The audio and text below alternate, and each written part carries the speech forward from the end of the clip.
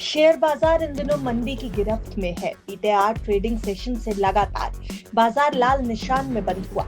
ऐसे में निवेशकों को गिरावट थमने का इंतजार है। बड़े बाजार के जानकारों का मानना है कि बाजार काफी महंगा हो चुका था, इसलिए बाजार में गिरावट आ रही है। वैल्यूएशन गुरु अश्वत्थ दामोदरन के बयान ने भी इस बात को हवा दे दी कि भारत का शेयर बाजार दुनिया में सबसे महंगा है। लेकिन क्या ये सच है? और अगर है तो क्या इसका मतलब है कि बाजार अभी और गिरने वाला है?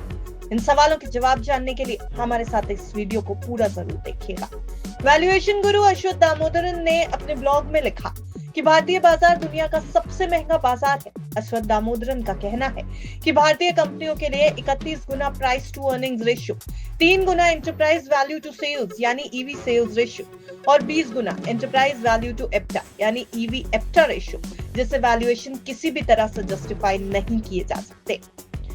इसका मतलब है कि भारत में निवेशक अर्निंग्स पर 31 गुना, रेवेन्यू पर 3 गुना और एप्टा पर 20 गुना का भुगतान कर रहे हैं। अब सवाल ये कि वैल्यूएशन मैट्रिक्स आखिर क्या होते हैं और क्या ये बाजार के भविष्य का सही अनुमान लगाते हैं? सबसे पहले हमें ये समझना होगा कि वैल्यूएशन का मतलब क्या होता है। जब हम कहते हैं कि कोई स्टॉक महंगा या सस्ता है, तो हम उसके वैल्यूएशन के बारे में बात कर रहे होते हैं। ये तरीका है जिससे हम ये जानते हैं कि किसी कंपनी का शेयर का असली मूल्य क्या है। इस प्रोसेस में पीई रेशियो, ईवी एप्टा और ईवी सेल्स जैसे आंकड़ों का उपयोग किया जाता है।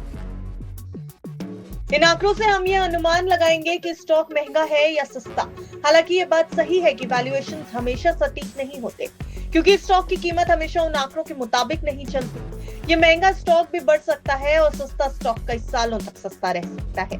इसलिए वैल्यूएशन के आधार पर बाजार को पूरी तरह से समझना थोड़ा गलत हो सकता है। इसे हम एक उदाहरण से समझ सकते हैं कि अमेरिकी बाजार को 2012 से ही ओवर वैल्यूड कहा जा रहा था, लेकिन तब से S&P 500 अब तक 3 गुना बढ़ चुका है। अगर आप वैल्यूएशन को देखकर बाजार से दूर रहे तो आप इतिहास के सबसे बड़े बुल रन से चूक गए। ऐसा इसलिए क्योंकि शेयर की कीमतें सिर्फ वैल्यूएशन से नहीं चलती। इन पर कंपनियों की कमाई, बाजार में लिक्विडिटी और निवेशकों की भावना का एक बड़ा असर होता है। वैल्यूएशन लंबे समय में मायने रखते हैं। अगर आप बहुत महंगे वैल्यूएशन पर बाजार में निवेश करते हैं तो भविष्य में आपके रिटर्न कम हो सकते हैं, लेकिन शॉर्ट टर्म में बाजार की भावना और लिक्विडिटी ही चलती है। इसलिए जो लोग सिर्फ पीई रेशियो या फिर ईवी एप्टा के आधार पर निवेश करते हैं वो अक्सर निराश हो जाते हैं। ये मैट्रिक्स पूरी कहानी नहीं बताते, ये सिर्फ बाजार के एक पहलू को बताते हैं। दामोदरन गलत नहीं है। भारतीय बाजार महंगा है, लेकिन महंगा होने का मतलब ये नहीं कि बाजार गिरने वाला है।